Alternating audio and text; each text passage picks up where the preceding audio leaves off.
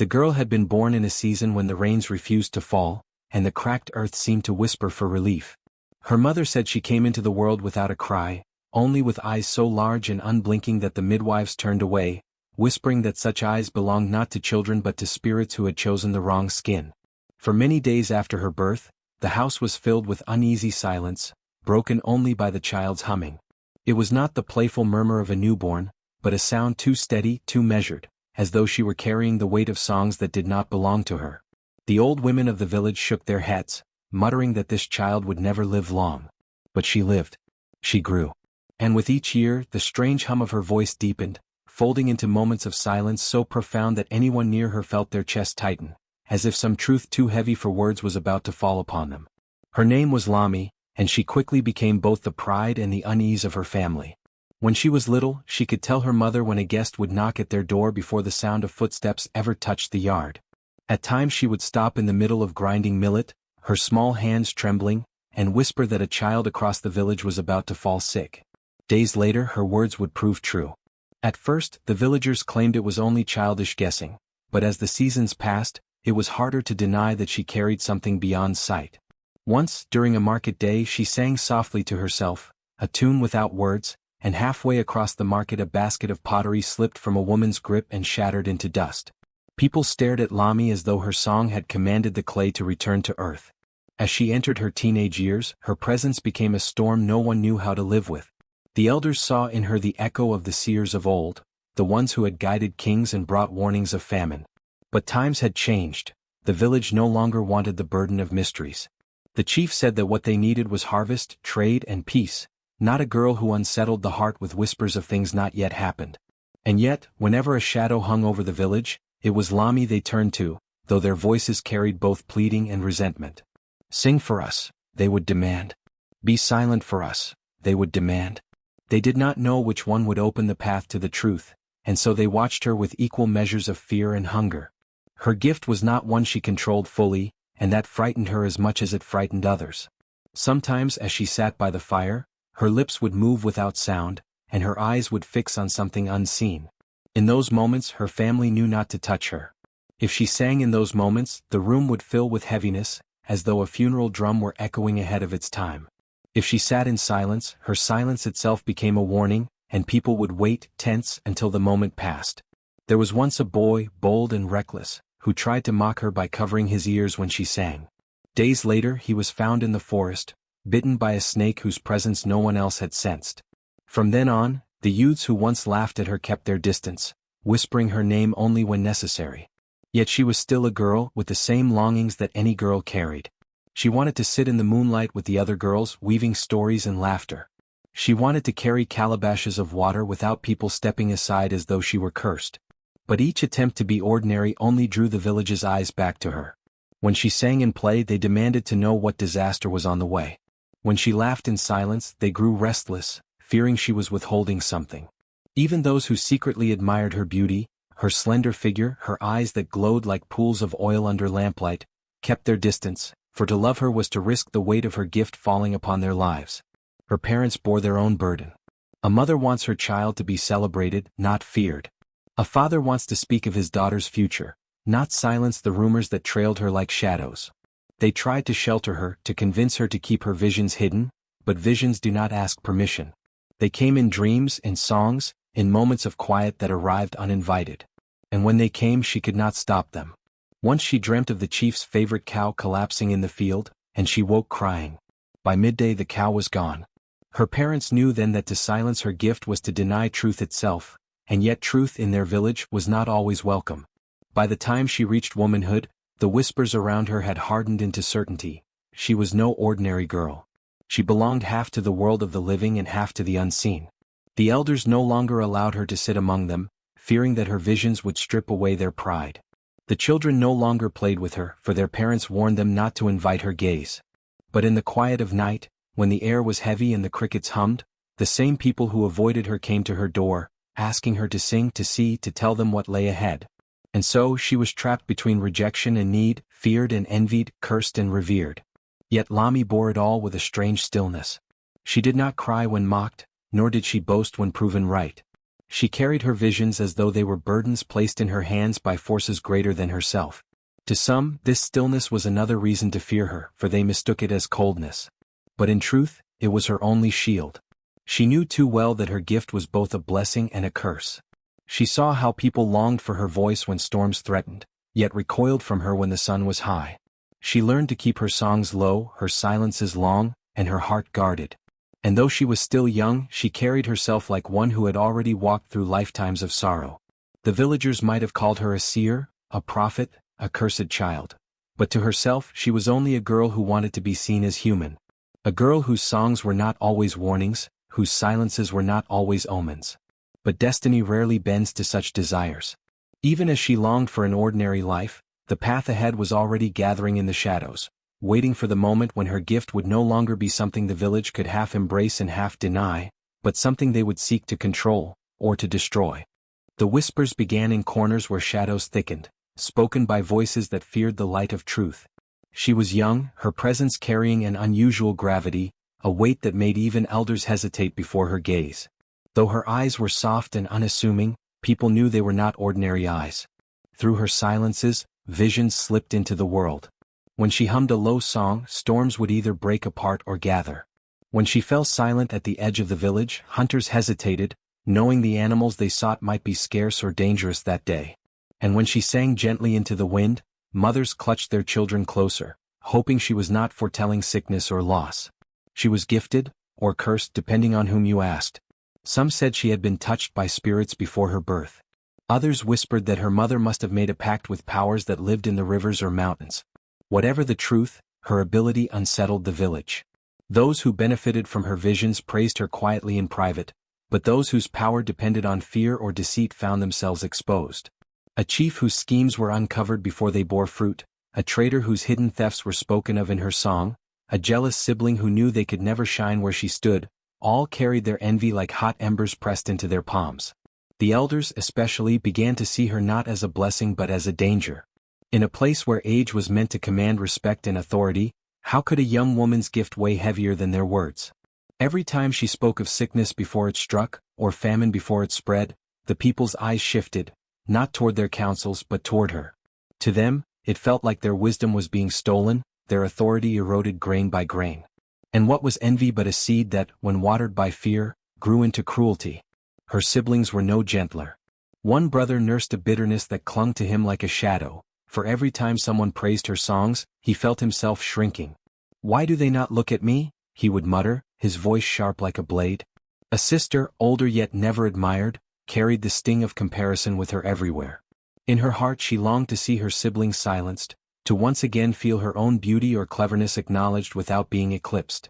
But the true danger came from the chief, who sat heavy on his stool with power carved into every fold of his face.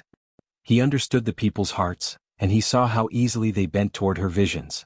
To him this was not just an annoyance, it was a threat. For if the people began to trust her more than him, what remained of his control? His power was built on mystery, on fear, on the belief that only he could interpret the spirit's will. But her voice, her silence, stripped that veil away. So whispers grew into murmurs, murmurs into accusations. "She is no prophet," the chief declared one evening when the moon hung low and heavy. "She is a witch who steals visions from the dead. She has bewitched your minds and turned your eyes from the elders and chiefs who protect you." The words caught fire, burning swiftly across the village. Neighbors who once sought her advice now avoided her gaze. Mothers who had clutched their children near in her presence pulled them away. Even those who loved her kept silent, afraid to be marked by association. It was then that the plot was woven. The elders gathered with the chief and her bitter siblings, speaking in the darkness so the spirits themselves might not overhear. Their decision was cruel, born from fear disguised as righteousness. They would blind her. They told themselves it was not death, they were merciful. They only wished to silence the visions, to stop the songs that stirred unrest. Without her eyes, they reasoned, her gift would vanish. She would no longer see what was hidden, no longer speak truths that unsettled them. Hot iron was chosen as the weapon. To them it carried both punishment and permanence. Fire, they said, would cleanse her, burn away the poison of witchcraft. Iron, they said, would lock her sight behind a wall of pain and darkness. In truth, it was not cleansing they sought but control, not justice but erasure. The plan was set to unfold during a gathering, when the village would be called together under the guise of ceremony. They would not act in secret, for secrecy would only breed sympathy. Instead, they would blind her before all, making her suffering a warning. The elders spoke of it with solemn faces, convincing themselves it was necessary. Her siblings, hiding their envy behind trembling lips, nodded along. The chief leaned back, satisfied, knowing that once her eyes were gone, her power would crumble, and the people would crawl back to him in fear.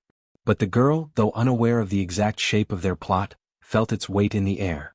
Her songs grew softer, her silences longer. She sensed betrayal in the shifting glances, in the way people's voices faltered when they greeted her. And though her gift had always been tied to visions through silence, she now sang less for the village and more for herself, her melodies carrying sorrow only the wind seemed to understand. The day approached, heavy and inevitable, as though the sky itself conspired with them. She walked among her people knowing the net was tightening, but her heart did not tremble. For deep within she already sensed that blindness was not an end, but the beginning of a vision far darker, and far brighter, than her enemies could ever imagine. They dragged her from her hut before the sun had fully risen, the air heavy with the scent of burning wood and the faint clang of metal heating in the forge. A hush had fallen over the village, though whispers still cut through the silence like the rustle of dry leaves. Children peeked from behind their mothers' skirts, eyes wide with dread and curiosity, while the elders stood in grim authority, their faces set as stone. She was bound with ropes that bit into her wrists, her body trembling not only from fear but from the weight of betrayal. These were the same people who once sought her guidance when the rains delayed or when dreams of the dead troubled their sleep. Now those same voices called her cursed, demanded her silence, and readied the punishment that would strip her of sight. The iron had been heating since dawn, its surface glowing a deep, angry red as the blacksmith's bellows pumped air into the fire. Sparks leapt up like mocking spirits, each one a reminder of what was to come. She could hear the hiss of the iron as it was lifted from the flames, the sound louder in her ears than the cries of those gathered. Her heart pounded, but she did not scream, not even as they pushed her to the ground and held her face steady. Rough hands pinned her shoulders and legs, pressing her down into the dirt, leaving her unable to move. She tried to speak, tried to tell them that she had seen this moment long before, that she had already known betrayal would come clothed in the faces she trusted most. But her words were drowned out by the elders' chant, the ritual of condemnation, declaring her a danger to the peace of the village. The iron met her eyes with a sharp hiss, and the world exploded into fire. The smell of her own burning flesh filled her nostrils, the agony so consuming it blurred the line between body and spirit. For a moment, the crowd recoiled at the sound of her strangled cry, a sound that seemed less human than otherworldly, like something carried on the wind from the ancestors. Some turned their faces away, unable to watch, but none stepped forward to stop it. They believed her visions would be buried with her sight, that the glowing iron would cauterize not just her flesh but her gift, sealing away the knowledge that made them afraid. When at last the iron was lifted, smoke curled upward from her eyes, and silence fell over the gathering. She lay motionless, her chest heaving, the tears she could no longer shed seared into her skin. The villagers stepped back, some muttering prayers, others sighing with relief, believing the danger had been ended. But beneath her ragged breathing, beneath the ruin of her sight, there lingered something unbroken. In the very moment they thought they had silenced her gift, something within her stirred, an echo of voices not from this world but from beyond, whispering promises of what she would yet see. Though darkness filled her eyes, it was not blindness that took her, it was a deeper vision that none of them could have imagined. The night after the burning of her eyes, the village settled into silence. The smell of scorched flesh still lingered in the air, and mothers drew their children closer, whispering that the cursed girl would finally be no more. In their minds, her strange power had been broken forever, her gift smothered by fire and pain. But the girl, lying weak and trembling in her hut, was entering a world no one could have imagined. At first there was only agony. Her face throbbed, her sockets wet and raw, and every breath made her body quake. She could hear the women outside laughing in hushed tones, relieved that their children would no longer grow up under the shadow of her visions. The chiefs, proud of their decision, feasted that night with gourds of palm wine, telling one another that they had saved the village from ruin. But while they celebrated, the girl lay motionless, her ears open to the smallest shift in the air, to the faintest rustle of leaves, to the muted rhythm of drums echoing across the hills. Then it began. In the stillness of her pain, she felt her breath slow, as if something greater than her body was rising. At first she thought it was fever, some cruel trick of her broken body, But then light, not from her eyes but from deep within her mind, began to stir. Shapes emerged, not like the colors she once knew but clearer, sharper, as though carved into the fabric of the world itself. She saw flames, but they were not the flames of the fire that had blinded her. These flames danced around the chief's compound, licking at the thatched roof until it collapsed in a storm of sparks. She saw warriors coughing as smoke wrapped around them, their proud spears falling useless in the dirt. She gasped. Her hands clutched at her chest as the vision sharpened. The laughter of the feasting elders grew louder in her ears, but over it she heard their screams echoing from the vision. Men who had mocked her fell choking, their proud robes turned to rags. And above them all stood the chief's eldest son, weeping, his hands blackened with ash as if he had tried to save what could never be saved. The girl sat up, trembling though her body was weak. She whispered the vision aloud, her cracked lips spilling words as though carried by another force. The fire is not finished. It waits for you, for your houses, for your children. The hut around her seemed to listen. Even the night creatures, the crickets, the owls, fell silent. When she finally collapsed back into the mat, her heart pounded. She thought it was over. Yet before she could breathe again, another wave of sight rose within her. She saw the jealous sister who had first whispered to the elders, accusing her of being a witch. The sister was standing near a river, her basket full of yams, when the ground beneath her gave way. The girl saw her sister's face twist with terror as water swallowed her whole, the basket floating like a mocking crown above the current. The girl's lips moved once more without her will. The river will take what envy has sown. Those who threw me to fire will be carried by water. Her voice shook, but she felt strength behind the words, as though an unseen chorus was speaking through her. She shivered and clutched her chest, whispering to herself, I am blind, yet I see. By dawn, whispers began to spread.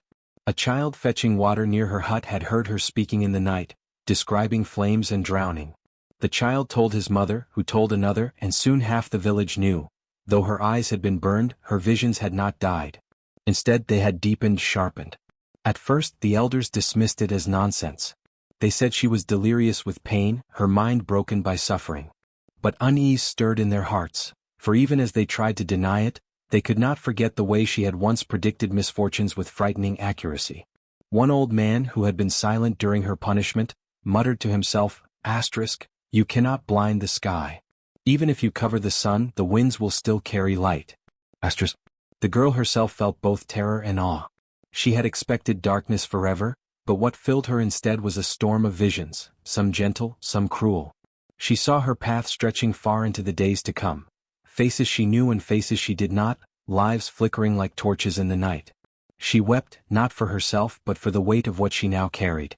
And when she finally stepped outside her hut, led by her hands feeling the earth, the villagers who gathered stared in silence. Her eyes were ruined, white and scarred, yet her face glowed with a strange calm. She lifted her chin toward the crowd and said softly, You took my sight to silence me, but you have opened a door you cannot close. The people shifted uneasily. Some spat in the dust, calling her words madness. Others lowered their gaze, afraid. But deep within, each of them felt the same chill, a sense that the girl they thought they had destroyed was not broken. She was becoming something far more dangerous, something they could not bind with iron or flame. And so her legend began anew. They thought blindness would silence her forever. They thought the searing iron, pressed to her eyes until flesh sizzled, would burn away the visions and strip her of the dangerous gift the spirits had planted in her. For a while, the village was filled with whispers of triumph. The elders sat in their council huts, sipping from calabashes of sour milk, certain they had restored order. Her jealous siblings, who had stirred the cruel plot, gloated as they walked past her hut. Even the children, who once feared her strange silences, now ran boldly past, mocking her fumbling hands. But in the nights that followed, something new began to stir. She sat alone in her hut, her eyes two hollow wounds beneath the cloth her grandmother had tied. The world was dark, but within that darkness, light sparked. It was not the light of the sun, nor of fire, nor of stars. It was the light of a truth that burned behind her skull. At first it flickered faintly, shadows, voices, glimpses of things yet to be. Then as days passed, the visions sharpened into clarity. And when she spoke, her words dripped with the fire of fate. The first prophecy came unbidden. One morning, when her eldest brother came to taunt her, kicking over the gourd of water by her side and laughing at her clumsy attempts to find it, Her voice rose before she could stop it. Your stomach will bloat with famine, she told him, her head tilted toward his footsteps though her eyes were covered in scars. The grain you hoard will rot with maggots, and your children will weep for food you cannot give. He froze, unsettled by the firmness of her tone, but then spat in the dust. Blind girl's madness, he muttered and left her in the dark. But within weeks his granaries filled with mold. The rains delayed and locusts descended. His children grew thin, their cries echoing at night. The villagers whispered of coincidence, yet unease spread like fire in dry grass. The second prophecy came to a sister, one of the cruelest in her plotting. She had rejoiced most loudly during the blinding ritual, even singing a mocking song as the iron was pressed. One evening, while she braided her hair outside the hut, the blind girl's voice drifted from the shadows. You will be betrayed by the one you trust most, she said. Your heart will break when your own blood sells you for beads and cattle. The sister laughed sharply, tossing her braid over her shoulder. What can a blind fool know of trust? I have no fear. But months later, her betrothed, chosen through careful arrangements, traded her dowry cattle for another bride, leaving her disgraced. She returned to the village, wailing at the betrayal, her once proud laughter now twisted into bitterness. The third prophecy shook even the elders. During a gathering in the council hut, where men discussed sacrifices to appease the gods, the blind girl suddenly entered, guided by no hand. Her bare feet knew the earth as if it whispered to her. The murmurs stopped as her scarred face lifted, her sightless eyes seeming to pierce the air. You who burned my sight, she said, her voice ringing against the walls, your huts will fall in storms that tear through the night. The winds will strip your roofs and the rains will drown your fires. The gods will not hear your drums, for your hearts are stained with cruelty. A silence deeper than night fell. Some muttered that she blasphemed. Others trembled, for the certainty in her tone was unlike the ramblings of a madwoman. But the elders waved her away, calling her cursed. Then the storms came. Thunder split the skies and winds howled like angry spirits. Roofs flew from huts, granaries collapsed, and rain soaked the very council hut where the elders had mocked her. The people ran into the night, clutching their children, screaming for the gods' mercy. And as the storm raged, they remembered her words. At first they refused to admit it. They called it coincidence or the anger of forgotten ancestors. Yet each time she spoke, doom followed. Slowly, a new fear grew among them, different from the old. They had once feared her gift because it unsettled their order. Now they feared it because it was undeniable. But still many hardened their hearts. She curses us herself, some said. She summons these calamities through her tongue. They muttered of silencing her again, of cutting out her tongue as they had destroyed her eyes. Yet something in their bones held them back. Every time her voice rose, they felt the weight of the unseen pressing down on their chests. She herself did not gloat. The prophecies left her trembling as though a fire had passed through her body. She felt no joy in their suffering. But neither could she stop the words that poured from her lips. She had become a vessel of truth whether she willed it or not. And in the silence after each prophecy she wept, not for her tormentors alone, but for the village that staggered toward ruin, blind in its own way. Her gift, once seen as a threat, had now become a curse to all who wronged her. Yet it was not hers to command, it was the will of forces older than chiefs, older than ancestors. Her blindness had not ended her visions, it had unsealed them. And so the whispers changed. The villagers no longer called her simply, the blind girl. They began to call her something else, the voice of the storms, a name laced with fear, reverence, and dread. For in her blindness she had seen too much. They had laughed when she first spoke her prophecy, their smirks and dismissive gestures cutting her like blades sharper than the iron that had stolen her sight. She had warned them calmly, her blind eyes turned toward the voices of her tormentors, her tone unshaken, telling one man in particular that his end would come with fire, not from an enemy's weapon but from his own hearth. They had mocked her, clapping their hands, saying she was babbling in madness, that the blinding ritual had not only robbed her eyes but had also broken her mind. The man she spoke of, a strong farmer whose hands were always blackened from tending to his fields, threw his head back and laughed loudest of all, saying that if his hearth was to kill him, then let it try, for he was master of his own flames.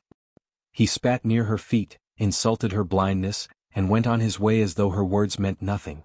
But the days that followed began to grow strange. That same man found his hearth refusing to hold its fire properly.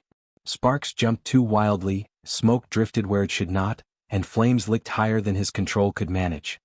His wife scolded him, telling him to listen to the blind girl, but he silenced her with anger. He muttered that he would never bow to someone who could not even see the ground before her feet. Yet in the silence of the night, unease began to claw at his mind. Every creak of wood, every crackle of embers, seemed to echo her voice, "Fire will claim you." His pride would not allow him to admit it, but he began to fear the very element he once trusted most. He worked harder to tend to the flames, smothering them when they grew restless, but no matter what he did, the fire always seemed hungrier. It was as though her prophecy had awakened something in the sparks themselves, something alive, something waiting. Then came the night of his death. The village was quiet, blanketed in sleep, when his hut suddenly erupted with orange light. The flames did not move like ordinary fire, they leapt high and fast, devouring the roof as though it had been soaked in oil. His screams tore through the night, desperate and choking, but no one could reach him in time. The villagers rushed with water, with blankets, with bare hands clawing at the fire, but the hut collapsed inward, trapping him in a cage of heat. His body was found charred black in the morning, curled as if in prayer, his face unrecognizable, his own hearth reduced to ash and ruin. Just as she had said. The village grew restless, whispers moving like wind through every corner. Some claimed it was coincidence, that accidents like fire could happen to anyone careless. Others trembled, remembering her steady voice, her warning spoken without hesitation. Mothers clutched their children closer, men avoided her path, and elders began to question whether the girl they had tried to silence had in fact become something greater, something untouchable. Fear spread faster than the flames that had killed him. The laughter that once greeted her words was gone. In its place was unease, suspicion, and the gnawing realization that if one prophecy had come true, the others might follow. The blind girl, whom they thought broken, had become a shadow over their lives, her presence heavy with the promise of more deaths to come. And deep in their hearts, though none dared say it aloud, they began to wonder if the curses on their heads had already been written and could not be escaped. The village that had once been so loud in its cruelty now moved with unease, whispering like leaves in a restless wind. When the first death occurred, many dismissed it as coincidence, a natural turn of life that happened to mirror her words. But when the second followed, and then the third, with each tormentor collapsing under the weight of a fate foretold, doubt transformed into a rising fear. Those who once mocked her blindness now walked with hushed steps past her hut, careful not to draw her attention. Children who had once thrown stones at her door now clung to their mother's garments, afraid even of her silence. For them, her blindness had always been a symbol of weakness, punishment, or the wrath of spirits. But now, after each prophecy unfolded with frightening precision, they began to wonder whether the spirits had not taken her sight to curse her but to gift her another form of vision, one that pierced deeper than the eyes of the living ever could. They began to see her not as a broken girl but as a vessel. Her silence was no longer mockery but a sacred restraint. Her voice, once dismissed, now echoed like the rustle of unseen wings. The elders gathered in secret, debating whether she was dangerous or divine. One argued she should be driven from the village before she cursed them all, while another shook his head and whispered that perhaps she was their only hope against worse calamities to come. For famine was already stirring at the edges of their land, and storms had begun to roll across the skies in strange patterns that matched her warnings. The women who had once turned their backs when she cried out now lingered near her hut at dusk, whispering questions they were too afraid to ask aloud. Would their children survive the winter? Would their husbands betray them? Would their harvests grow or rot? Though she did not answer them all, her silence often spoke louder than words. When she did speak, even a single phrase could leave them trembling for days. The shift from hatred to reverence was not sudden but grew like fire creeping along dry grass. Fear was the first spark, but awe soon followed. They began to offer her food without being asked, setting bowls at her threshold. Young men who had once jeered now swept the path near her hut, claiming it was to clear stones but secretly afraid of offending her unseen gaze. The children who once mocked her learned to bow their heads and avoid her steps, whispering that she could see their secrets even without eyes. Slowly a title began to form on their lips. No longer, the blind girl.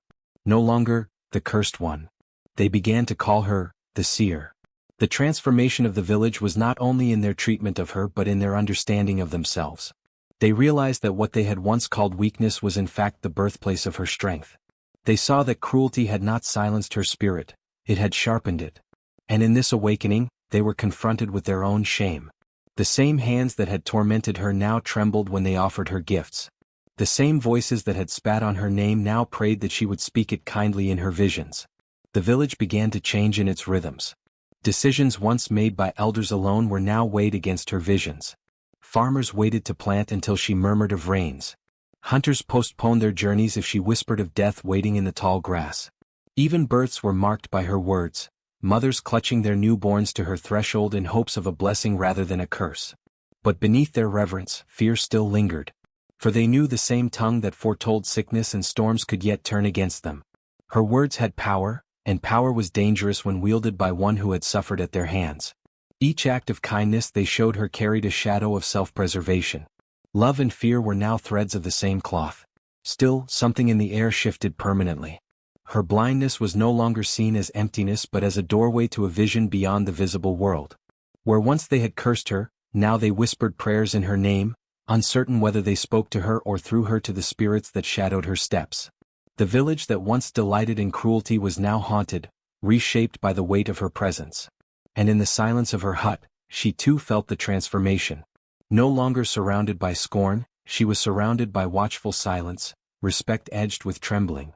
She understood the truth they were only beginning to grasp, that what they thought was punishment had always been a transformation. Her sight was gone, but her vision had become endless. The village's awakening was not just in reverence for her, but in the beginning of reverence for the unseen forces that she embodied. For the first time, they feared not only what their eyes could see but what her words revealed beyond sight. The village never truly returned to what it once was. The deaths and downfalls of those who had tormented Nia were spoken of in hushed tones around hearth fires, their names carried in whispers as cautionary tales. Yet, where once the people had mocked, spat, and turned their eyes away from her stumbling figure, now they approached her dwelling with quiet reverence. No longer did children throw stones or taunt her blindness. Instead, their small feet carried offerings of fruit, herbs, and water left at her doorstep. Women who once laughed at her misfortunes now brought mats for her to sit on, weaving her gifts of color as if to clothe her spirit in the beauty she had been denied in life's cruelty. Men who once dismissed her now lowered their heads, avoiding her cloudy gaze that seemed to pierce deeper than sight itself. For Nia had changed. Her blindness, once considered a curse, had become the vessel of her gift. Each time she spoke, her words carried weight, not of whimsy or invention, but of a vision tied to the threads of fate. Her voice had become a bridge between the unseen and the living, and the people, though still afraid, recognized that within her rested something greater than they could comprehend. Those who came with arrogance, hoping to test her, received only silence. Nia did not entertain mockery or challenge. She spoke only when the wind pressed against her lips with urgency, only when she felt the unseen call of prophecy stirring her chest. Yet those who arrived with humility, those broken by grief, uncertainty, or fear, found in her words not only warnings but guidance. A mother whose child had been sick for many moons came to her, tears spilling as she begged for mercy. Nia sat in stillness, listening not only to the mother's voice but to the echoes of what lay behind it. At last she said, "Go to the old river bend where the moss grows thick. Wash your child in its waters, and when the moon is full, lay crushed leaves of bitter root upon his brow. He will awaken with strength." The mother obeyed and the child grew well. From that day the mother spoke of Nia as a seer blessed by the ancestors. Another came, a young man trembling, torn between leaving the village or staying to marry a woman whose kin disapproved. He asked what path he should take. Nia tilted her head, her blind eyes fixed on a horizon unseen by others, and said, "The land beyond will feed your belly but starve your spirit. Stay though it is harder. For in her hands is a flame that will not die." He stayed, and though the struggle with his wife's kin was long and bitter, in time they became the strongest family line in the region, known for unity and strength. As seasons passed, Nia's small dwelling grew into something more. People built a circle of stones around it, calling it the place of the blind seer. Elders began to consult her before making decisions about planting, harvest, and alliances. Warriors came before leaving for battle, hoping for words of guidance that might protect their lives. Even those who once carried no faith found themselves kneeling in the dust before her mat, waiting for her voice. But Nia was never reckless with her gift. She knew that prophecy was not a tool to be wielded for power, nor a weapon for petty rivalries. She spoke rarely, her silences becoming as meaningful as her words. For in the stillness of her presence, people began to reflect on themselves. The cruel saw their cruelty mirrored. The proud felt their arrogance hollow. And the gentle, the humble, felt affirmed that the ancestors walked with them. Over time her story spread beyond the village. Strangers came from far regions, drawn by tales of the blind woman who spoke with the ancestors. Some brought gifts of cloth, beads and animals. Others came empty-handed, seeking nothing but direction. One traveler, a chief from a distant land, arrived bearing gold bracelets and fine ivory. He demanded that Nia use her gift to guarantee his rule would last forever. She remained silent, her lips pressed closed, though his voice thundered with impatience. Only when he threatened to burn her dwelling did she finally speak. "You will live long enough to see your wealth turn to dust in your own hands. Your people will not remember your gold, but they will remember the shame of your hunger." The chief returned to his land, scoffing at her words, but within years his stores of food rotted, famine struck, and his people turned against him. They said he died clutching his treasures, unable to eat them, just as Nia had foretold. His downfall carried her name further, and with it, the lesson that power without humility leads only to ruin. Generations began to know her not as Nia the blind, but as Nia the seer, the woman of sight beyond sight. Children grew up hearing her tale, how cruelty birthed her gift, how the tormentors fell by the very prophecies they mocked, and how blindness became a gateway to vision. Parents warned their children never to mock the weak or torment the suffering, for the spirits listen and fate has its own eyes. But Nia herself remained humble. She lived simply, never seeking wealth or honor. Her mat was plain, her food modest, her clothing woven from the same hands that once scorned her. Yet, within her heart, she carried peace. For she had turned pain into power, cruelty into wisdom, and blindness into vision. Where once she had stumbled in darkness, she now walked firmly in the path of spirit. As her years lengthened, her body grew frail, but her voice grew stronger. Elders said that when she spoke in her final days, it was as though the whole earth hushed to listen. The rustling trees, the crackling fires, even the breath of the wind pausing to hear her words. One evening, as the sun dipped low and painted the sky in blood and gold, Nia gathered those closest to her. She said, "When I leave, do not cry as though I am gone. My voice will remain, carried in the storms, the rains, the whispering dust. Listen with your hearts, and you will hear me still." That night, she passed quietly, her face serene, as though she had merely stepped into another room. Her burial was unlike any the village had seen. No wails of grief filled the air, only songs of reverence. They laid her to rest beneath the great baobab tree, its roots deep and eternal, its branches spread wide like arms. On her grave they placed a carved staff, symbol of her guidance, and a mat woven in colors of earth and sky. Over the years her resting place became a sacred site. People traveled long distances to sit beneath the baobab, seeking her spirit's wisdom. They claimed that when the wind passed through its branches, it carried her voice, offering guidance to those who listened with humility. Her grave became a school for elders, a sanctuary for wanderers, and a reminder for all that cruelty has consequences, but suffering, when endured with dignity, can birth something greater than even the cruelest tormentors imagined. Thus, Nia's legacy lived on. She was no longer remembered as a girl mocked for her blindness, but as a seer whose inner sight shaped generations. Parents told their children, "Do not harm the one who seems weak, for the weak may hold the ear of the spirits." Elders reminded their counsels, "Seek the wisdom of humility, for pride leads to ruin." And every child knew her name, not with laughter but with awe. For Nia had shown them that true sight was not of the eyes, but of the soul. The winds of the village had changed. Where once the air carried whispers of mockery, where cruelty had echoed against the mud walls, there now lingered silence, heavy, respectful, even fearful. The deaths, the sicknesses, the madness that had unfolded among the tormentors were no longer dismissed as chance. They were seen as threads of fate carefully woven, each knot tying back to the day they had mocked the blind girl. The proverb was first uttered by the elders who had seen many reigns and many burials. Those who blind the innocent will walk blind into their own graves. At first it was said as a warning, muttered low, meant to keep restless children in line or silence quarrels. But soon the words grew teeth. They became more than a saying. They became the law of memory, carved into every hut and fire circle. The girl, no longer pitted, no longer mocked, sat in her quiet corner of the world, her eyes clouded but her presence commanding. She had not asked for revenge. She had not begged the ancestors to punish. Yet the world itself had bent, showing that when cruelty strikes the pure, the earth itself rebels. The village women who had once turned their backs, now came to her in the hush of dawn. They came with small offerings, beads strung from river shells, baskets of millet, gourds of milk. They knelt, their heads lowered, asking for guidance.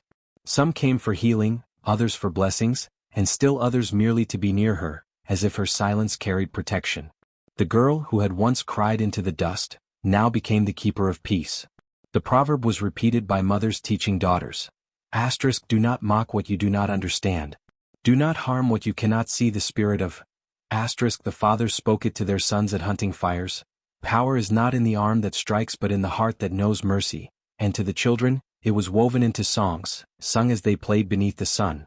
Those who blind the innocent will walk blind into their own graves. But the story did not end with fear. Fear alone cannot build a legacy, it can only bind people in silence. What truly endured was reverence. For every cruel fate that had fallen on the tormentors, a softer truth had risen, that blindness was not weakness but transformation. The girl's inner sight, her ability to see beyond skin, beyond laughter, beyond scorn, became her power. She could not see the color of dawn, yet she could feel its warmth more deeply than those with sight. She could not watch the river flow, yet she could hear the secrets it whispered in its waves. The elders began to say she had become more than a girl. She was a seer, a vessel of the ancestors. Her blindness was their gift, a veil that had lifted her from ordinary eyes into extraordinary vision. People traveled from far-off villages, following rumors of the blind girl who had become a prophetess. They came with humility, some crawling on knees, others carrying staffs heavy with age. They came not only for fortune-telling but for truth, for she did not speak of riches or empty promises. She spoke of balance, of cruelty, of patience, of the way small actions ripple like stones in water. Her voice was calm but firm. Do not strike the helpless, for the ancestors strike harder than you ever can. Do not mock the broken, for your own spirit may one day be bent. Walk gently, for the ground beneath you has memory. The proverb outlived even her presence. When her body grew frail and her breath thinned, the village gathered. Children who had once watched her stumble now sat at her feet, holding her hands as though they could anchor her spirit a little longer. Women wept quietly, men bowed their heads, and the fire crackled as though listening. She smiled, though she could not see their faces. She felt their tears, their warmth, their reverence. When she finally passed, the earth seemed to mourn. The rains came not in anger but in gentle rhythm, washing the huts, cleansing the village of its past sins. Her grave was not hidden at the edge of the land as the tormentors had been, but placed at the heart of the village, beneath the great tree where children gathered. On her resting place, they carved into wood and stone the words that had shaped her life and their redemption. Those who blind the innocent will walk blind into their own graves. Generations later the story remained alive. Children still asked, why did the cruel ones fall sick? Why did madness claim them? And the elders answered, because cruelty plants seeds that bloom in darkness. Because the ancestors see what the eyes of men pretend not to. The blind girl's tale became more than history, it became warning, guidance, and faith. When disputes rose, her name was invoked. When arrogance swelled, the proverb was spoken. When injustice tried to return, her memory stood in its path. Travelers who passed through the village carried her story like embers, spreading it to distant lands. Other villages repeated the proverb, weaving it into their own songs, prayers, and laws. Her blindness had seen farther than sight could ever reach. And so the story closes not with despair but with strength. For the girl who once sat in silence, mocked and broken, became a voice across generations. Her tormentors had fallen into graves darkened by their own cruelty, but she rose into a legacy untouchable by death. The fire of her memory burns still, carried in the words that echo like footsteps across time.